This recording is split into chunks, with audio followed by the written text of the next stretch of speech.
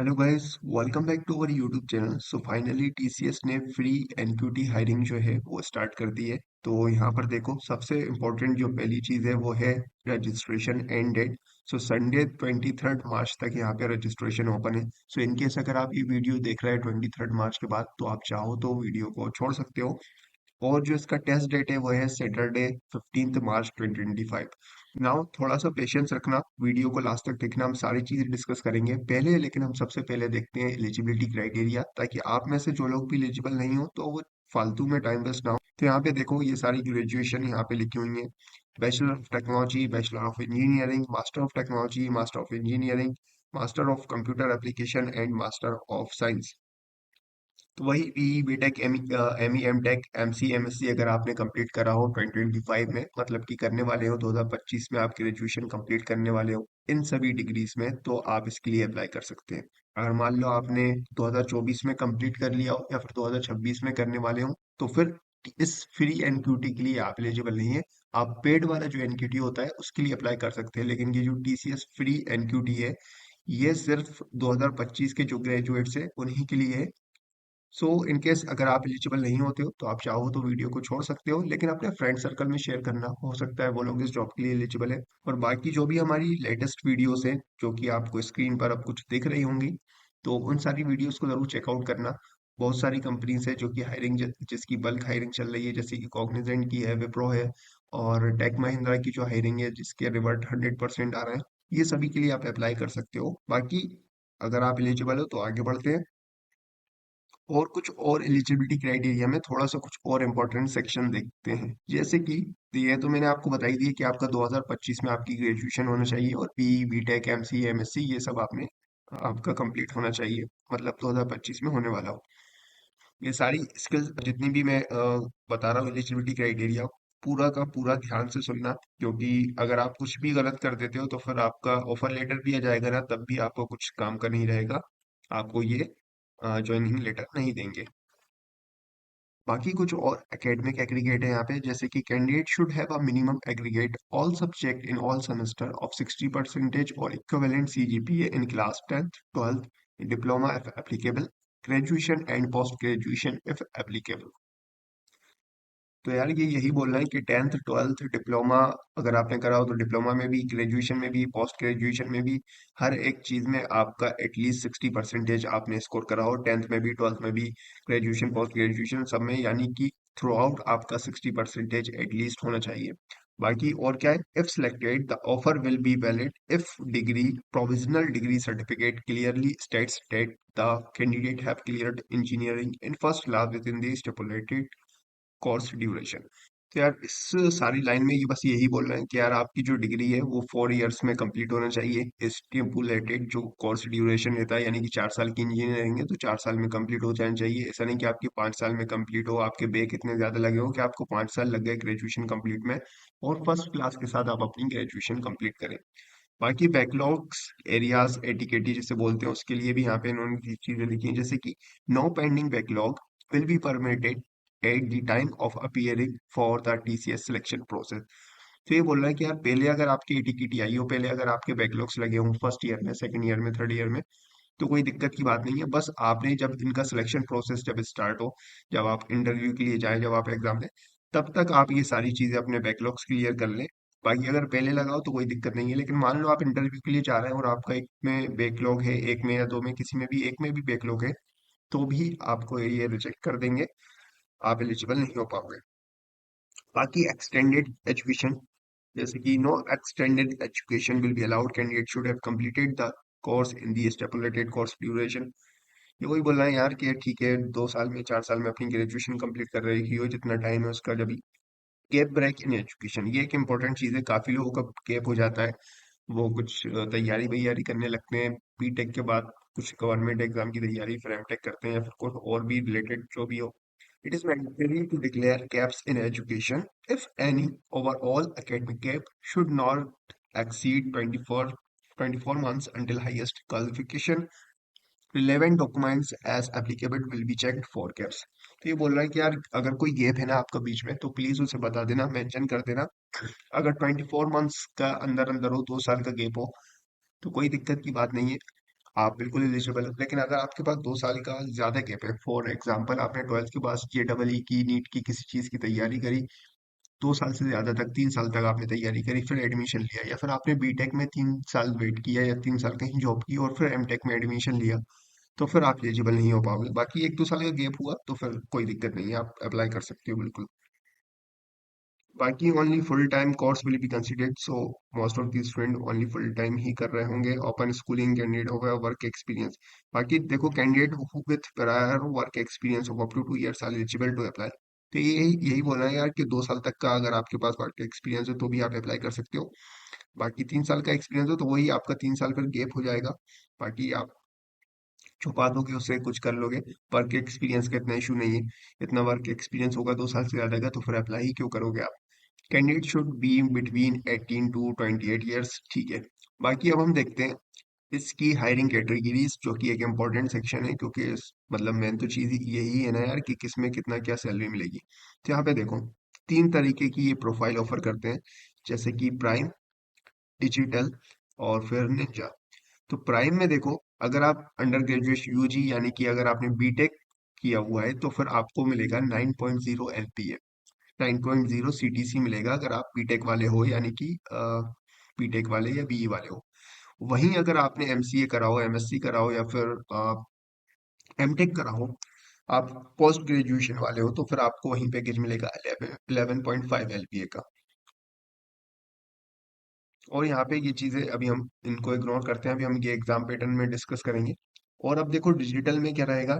Digital में आपको salary मिलेगी 7.0, किसको, बीटेक वालों को, और 7.3 मिलेगी पोस्ट ग्रेजुएशन वालों की, जैसे कि एमटेक हो गया या फिर एमसीए वाले। और फिर उससे सबसे नीचे की प्रोफाइल होती है निंजा, जिसमें कि ये पैकेज ऑफर करते हैं 3.36 LPA for UG and for PG 3.53 LPA। अगर अभी भी कोई डाउट है तो फिर, कोई भी डाउट है या वीडियो से रिलेटेड या फिर टीसीएस एनक्यूटी से रिलेटेड या फिर कोई और भी डाउट, आप यहाँ तो कमेंट में पूछ सकते हैं या फिर मुझे डायरेक्टली इंस्टाग्राम पे डीएम कर सकते हो।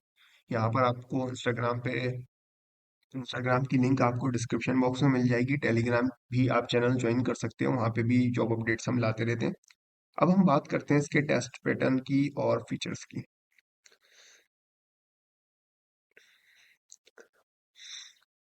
तो अब देखो, TCS NQT will be conducted on TCS Aon centre. तो टीसीएस का ये जो एनक्यूटी एग्जाम है वो एक ऑफलाइन एग्जाम होता है। तो टीसीएस के जो सेंटर होते हैं वहीं पे आप सिर्फ एग्जाम दे सकते हो, बाकी आप अपना सेंटर जरूर चूज कर सकते हो। वो कैसे करना है अभी हम आगे डिस्कस करेंगे उस चीज को, बाकी अभी हम रफ आइडिया एक मोटा मोटा देख रहे हैं। यहाँ पे देखो, TCS NQT is an integrated test consisting of 2 section, foundation and advance. 2 section होंगे, फाउंडेशन और advance. While all are encouraged to attempt both section, advanced section is mandatory if you aspire for digital or prime offer। ये बोल रहे हैं कि यार देखो, foundation तो करना ही है, बाकी एडवांस सेक्शन भी आपको करना ही पड़ेगा, क्योंकि अगर आप डिजिटल और प्राइम में चाहते हो तो फिर आपको एडवांस सेक्शन भी करना होगा। और करना यार सभी करते हैं। Based on time test performance candidate will qualify for prime, digital और निंजा इंटरव्यूज।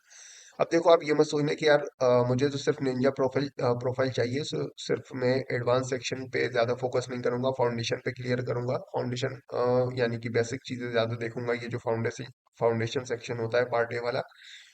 ऐसी गलती बिल्कुल भी मत करना, क्योंकि ये यार बहुत से लोग मतलब क्या करते हैं, आपका सिलेक्शन तो ये प्राइम में कर देंगे, लेकिन जब आपका इंटरव्यू के टाइम जाओगे ना, आपको प्राइम से डीप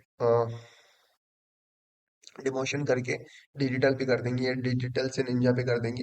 निंजा से प्राइम होना ऐसा तो बहुत चांसेस कम है आपका, ऐसा तो मैंने कभी नहीं सुना, लेकिन प्राइम वालों को, बहुत सारे लोगों को निंजा का ये प्रोफाइल ऑफर करते हैं फिर बाद में। तो यार एग्जाम में अपना बिल्कुल जितना बेस्ट हो सकता है उतना बेस्ट देना। बाकी ये देखो, ये बोल रहे हैं कि यार ठीक है, प्राइम, डिजिटल, निंजा का ये जब रिटर्न टेस्ट हो जाएगा उसके हिसाब से ये मेल के थ्रू आपको बता देंगे कि आपका डिजिटल में सिलेक्शन हुआ है या फिर निंजा में या फिर प्राइम में। फिर उसके बाद इंटरव्यू प्रोसेस होगा तो उसमें फाइनल ये आपका बताएंगे उसके बाद। अब बात करें इसके टेस्ट पैटर्न की, तो यहाँ पे देखो, पार्ट है जो कि फाउंडेशन सेक्शन है, जो कि मैंने अभी बताया था कि जो कि निंजा वाला मतलब कह सकते हो आपसे। उसके लिए आपका ड्यूरेशन रहेगा 75 मिनट्स का, और उसमें रहेगा न्यूमेरिकल एबिलिटी। अब देखो, किस सेक्शन में ये जो आपका न्यूमेरिकल एबिलिटी सेक्शन है, इसमें अब क्या सब टॉपिक्स होने वाले हैं, किन सब टॉपिक्स का क्या वेटेज रहने वाला है, इसके लिए मैं अलग से वीडियो बनाऊंगा कि क्या ऐसे टॉपिक्स है जिनसे ज्यादा क्वेश्चन पूछे जा सकते हैं। पूछे जाते हैं और कितने नंबर का उससे पूछे जा सकता है, ये सारी चीजें हम डिस्कस सॉरी ये सारी चीजों के लिए हम अलग से वीडियो बनाएंगे, लेकिन अभी जितना जरूरी है हम वो समझ लेते हैं। न्यूमेरिकल एबिलिटी 25 मार्क्स का आएगा, 25 मिनट्स मिलेंगे आपको। वर्बल एबिलिटी के लिए भी सेम 25, रीजनिंग एबिलिटी के लिए भी सेम 25। अब बात करते हैं हम इसके एडवांस सेक्शन की, तो उसमें रहेगा advance quantitative and reasoning ability, जो कि रहेगा 25 मिनट्स का। और इसमें 115 मिनट्स आपका रहेगा, यानी कि पूरा टोटल हो जाएगा आपका 190 मिनट। बाकी एडवांस रिकॉर्डिंग रहेगा इसमें, जो कि एक इम्पोर्टेंट सेक्शन रहेगा अगर आप डिजिटल या प्राइम में जाना चाहते हैं। आपको कोडिंग, जो एडवांस कोडिंग है वो जरूर सॉल्व करना होगा, कोडिंग क्वेश्चन वो रहेंगे, आपको 90 मिनट्स मिलेगा। अब जैसा मैंने कहा कि क्या क्वेश्चंस आने वाले हैं, मतलब किस तरीके के क्वेश्चंस आते हैं, ये सारी चीज़ें हम डिस्कस करेंगे जब हम डीपली एग्जाम पैटर्न और उसका सिलेबस भी देखेंगे, तब हम ये चीज़ें सारी देखेंगे।